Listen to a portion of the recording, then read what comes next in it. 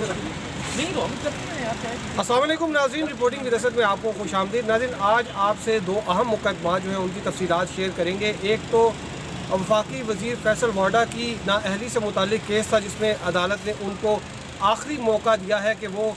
अपने दिफा में कुछ कहना चाहते हैं तो वो अदालत को बता दें। और दूसरा केस जो था वो जो पाकिस्तान तहरीक इंसाफ के पनामा गेट में वकील थे नईम बुखारी, उनकी जो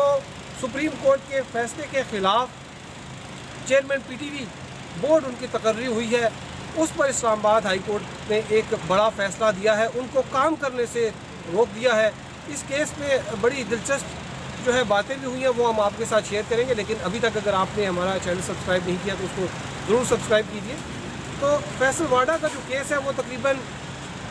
1 साल से ज़ायद हो गया, वो इस्लामाबाद हाई कोर्ट में ज़ेर समाअत है। फैसल वाडा जो हैं उन्होंने कोई अब तक अपनी तरफ से बाकायदा जो उनकी तकर्री, जो उनकी अहलियत को चैलेंज किया गया था, उसके हवाले से उन्होंने कोई बाकायदा जो है वो दस्तावेज़ात जमा नहीं कराई हैं, ना ही कोई जवाब दिया। बल्कि तकरीबन 11 माह तक तो उन्होंने कोई वकील भी एंगेज नहीं किया। उसके बाद उन्होंने एक वकील जो है उनको अपनी तरफ से उनका मुकर्रर किया। लेकिन जब समाअत आई और सुप्रीम हाई कोर्ट ने जब ये कहा कि वकील से कहा कि आप दलाइल शुरू करें, तो उन्होंने कहा जी मुझे डी नोटिफाई कर दिया, यानी मुझे हटा दिया गया, अब नए वकील आएंगे और वो फिर इस केस को आर्गू करेंगे। तो फिर इस केस की जो है वो समाअत फिर 1 माह के लिए जो है वो मुलतवी हो गई थी। आज जो है ये इस केस की दोबारा समाअत जब शुरू हुई तो फिर वही जो उनकी जानिब से वकील पेश हुए, उन्होंने कहा जी ये तो जो मैटर है ये इलेक्शन कमीशन ऑफ पाकिस्तान में भी ये पेंडिंग है। जबकि जो गुज़िश्ता समाअत में ये बताया गया था कि जब इस्लामाबाद हाई कोर्ट में समाअत होती है इस केस की, तो ये कहा जाता है कि इलेक्शन कमीशन में ये मामला ज़ेर इल्तवा है, और जब इलेक्शन कमीशन ये मामला टेकअप करता है, इलेक्शन कमीशन ऑफ पाकिस्तान, तो वहाँ पर यह कहा जाता है कि ये मामला इस्लामाबाद हाई कोर्ट में ये पेंडिंग है। तो हम जब आज इस केस की समाअत हो रही थी तो जो जस्टिस आमिर फ़ारूक हैं जो ये केस सुन रहे थे, उन्होंने इस बात पर बड़ी बरहमी ज़ाहिर की और उन्होंने ये भी कहा कि देखिए, कहा जाता है कि अदालतों को काम नहीं करने दिया जा रहा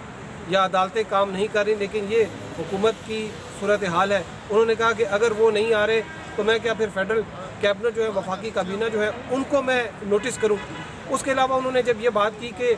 कल जब मौर्रिख लिखेगा ये बात, तो वो क्या लिखेगा कि पाकिस्तान में अदालतें कैसे काम करती थी। तो जिस पर वहाँ पर जो वकील हैं जिन्होंने फैसल वाडा की तकर्री चैलेंज की, उन्होंने कहा जी देखें, जो मौर्रिख हैं वो पीछे बैठे हुए हैं, उनका इशारा सहाफ़ियों की तरफ था जो कि नोट्स लेने में मसरूफ़ थे। ताहम इस केस की समाअत मुलतवी हो गई है और ये इलेक्शन कमीशन को भी ये कहा गया है कि आइंदा समाअत पर अपना तमाम रिकॉर्ड लेकर आए, और अगर आइंदा समाअत पर ये फैसल वाडा कोई जवाब नहीं देते तो फिर इलेक्शन कमीशन के पास जो रिकॉर्ड है उनकी नाअहलियत से मुतालिक, और वो ये रिकॉर्ड है कि जिसमें फैसल वाडा ने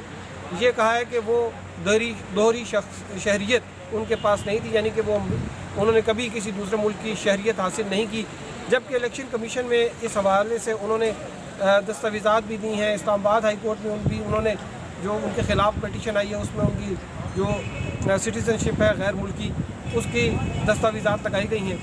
ताहम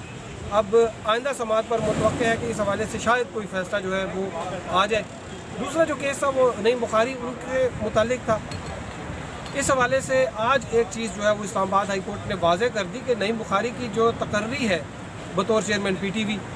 वो सुप्रीम कोर्ट का जो एक फ़ैसला था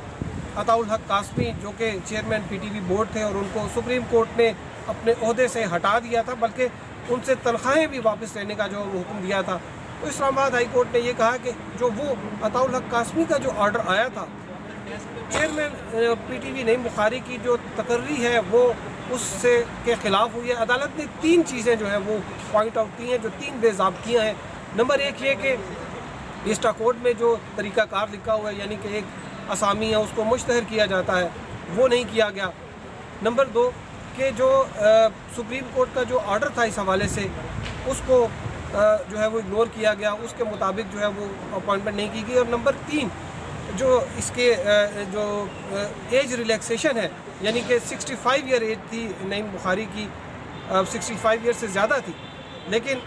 جو وفاقی کابینہ نے کے پاس سمری گئی تھی اور جو وفاقی کابینہ نے اس حوالے سے باقاعدہ طور پر ریزننگ دینی تھی، یہ وجوہات بیان کرنی تھی کہ کیا ایسی ایکسٹرا آرڈنری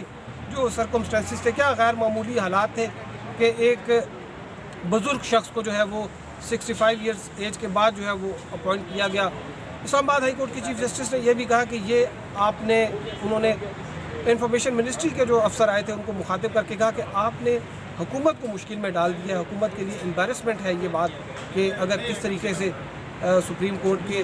فیصلہ ہی نہیں پڑھا گیا اور نئی تقرری جو ہے وہ عمل میں لائی گئی ہے۔ تاہم نعیم بخاری جو ہیں ان کو تو کام کرنے سے روک دیا گیا ہے، لیکن یہ بات ابھی واضح نہیں ہوئی کہ نعیم بخاری جو ہیں انہوں نے اس دوران جو فیصلے لیے ہیں، جو بڑے میجر ڈیسیجن لیے ہیں، ان کا کیا ہوگا۔ نعیم بخاری جو ہے انہوں نے آتے ساتھ ہی پی ٹی وی کے جو 7 جو ٹاپ کے لوگ تھے جن کی تنخواہیں بہت زیادہ تھیں، لاکھوں میں تھیں، ان سب کو ایک جنبش قلم جو ہے وہ ان کو فارغ کر دیا، اور ان کی جو تنخواہیں تھیں 15 لاکھ سے لے کر تقریباً 5 لاکھ تھیں۔ جو پی ٹی وی بورڈ ہے اس نے یہ ڈیسیجن لیا تھا کہ جن لوگوں کی تنخواہ 3.5 لاکھ سے زائد ہے ان کو جو ہے وہ نکال دیا جائے گا، اور اس میں 7 لوگ جو تھے جس میں کترینہ حسین صاحبہ تھیں، جس میں خاور اظہر صاحب تھے، اس کے علاوہ 5 مزید لوگ بھی تھے، ان کو نوکریوں سے ہٹا دیا گیا۔ پھر اس کے علاوہ ایک جو بڑا فیصلہ انہوں نے یہ کیا کہ جو مینیجنگ ڈائریکٹر پاکستان ٹیلی ویژن ہے عامر منظور، ان کو بھی جو ہے وہ عہدے سے ہٹا دیا گیا۔ اور اس حوالے سے کچھ دلچسپ چیز یہ ہے کہ عامر منظور جو ہے ان کے اوپر یہ الزام لگایا گیا کہ انہوں نے جو اپنے اختیارات تھے ان کا غلط استعمال کیا، مس یوز آف اتھارٹی کی، لیکن جو آن ریکارڈ چیزیں ہیں اس میں یہ ہے کہ عامر منظور وہ شخص تھے پی ٹی وی بورڈ میں، وہ وہی شخص تھے جنہوں نے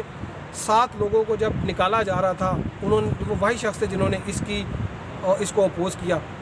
تو پی ٹی وی میں پھر اس کے علاوہ جو چیئرمین ہیں نعیم بخاری، انہوں نے اور بھی متعدد جو ہے وہ اقدامات کیے تھے۔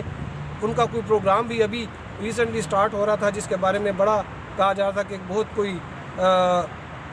یونیک قسم کا پروگرام جو ہے وہ کرنا چاہ رہے ہیں۔ یہ بھی ابھی کلیئر نہیں ہے کہ کیا وہ اپنا پروگرام جو ہے وہ دوبارہ کر سکیں گے یا نہیں کر سکیں گے۔ اب چونکہ معاملہ وفاقی کابینہ کے پاس بھجوا دیا گیا ہے، وفاقی کابینہ نے اب یہ دیکھنا ہے کہ یہ جو 3 باتیں اسلام آباد ہائی کورٹ نے پوائنٹ آؤٹ کی ہیں، کیا ان کو جو ہے وہ ان سکم کو، ان جو شارٹ کمنگز ہیں، خامیاں ہیں، ان کو دور کیا جا سکتا ہے۔ کیا نعیم بخاری کو ہی دوبارہ اپوائنٹ کیا جائے گا یا نعیم بخاری کی جگہ کسی نئے شخص کو جو ہے اس کو پی ٹی وی کا چیئرمین لگایا جائے گا؟ لیکن یہ بات نعیم بخاری صاحب جو کہ کافی سینئر وکیل ہیں، اور اسلام آباد ہائی کورٹ نے کے چیف جسٹس اطہر من اللہ، انہوں نے یہ بات کی کہ نعیم بخاری جو ہے وہ ہمارے لیے کافی محترم ہے، وہ بڑے سینئر وکیل ہیں، ان کو یہ جو سپریم کورٹ کا فیصلہ تھا عطاء الحق قاسمی کا، یہ آرڈر ان کو خود پڑھنا چاہیے تھا۔ اب یہ بات نعیم بخاری صاحب کے لیے بھی ہے کہ کیا وہ اس سچویشن میں وہ کنٹینیو کریں گے یا وہ از خود اس بات کو ایک جواز بنا کے کہ یہ اپوائنٹمنٹ سپریم کورٹ کی احکامات کے خلاف ہوئی ہے، کیا وہ خود ریزائن کر دیں گے؟ یہ چیز اب جو ہے ایک ٹیسٹ کیس ہے نعیم بخاری صاحب جو کہ سینئر قانون دان ہے، اور پاناما کیس میں ہم نے دیکھا کہ وہ کس طرح سے قانون کی پاسداری کی باتیں کرتے تھے اور ایک نقطے پر جو ہے وہ عدالت کو بتاتے تھے کہ جی یہ چیز غلط ہوئی، یہ غلط ہوئی، یہ غلط ہوئی، اور جب بات ان کی اپنی اپوائنٹمنٹ پر آئی ہے تو وہ اس کیس کو کیسے دیکھیں گے، اس معاملے کے ساتھ وہ کیسے آگے چلیں گے۔ تو نعیم بخاری صاحب کے جو ہے بال ان کی کورٹ میں ہے، تو انہی نے ہی فیصلہ کرنا ہے۔ اب تک کے لیے اتنا ہی، ہمارے ساتھ رہنے کا شکریہ، اللہ حافظ۔